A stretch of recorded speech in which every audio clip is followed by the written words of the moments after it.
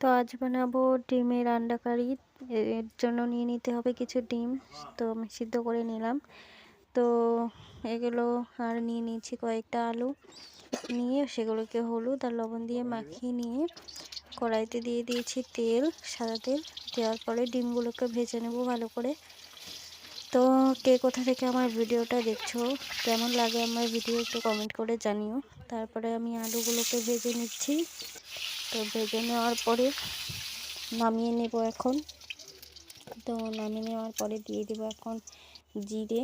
তো জিরেগুলো একটু পোড়ার পরে দিয়ে দেবো আমি এখানে পেঁয়াজ। তো পেঁয়াজ দেওয়ার পরে লঙ্কা বাটা, পেঁয়াজ বাটা, রসুন বাটা আর দিয়েছিলাম আদা বাটা।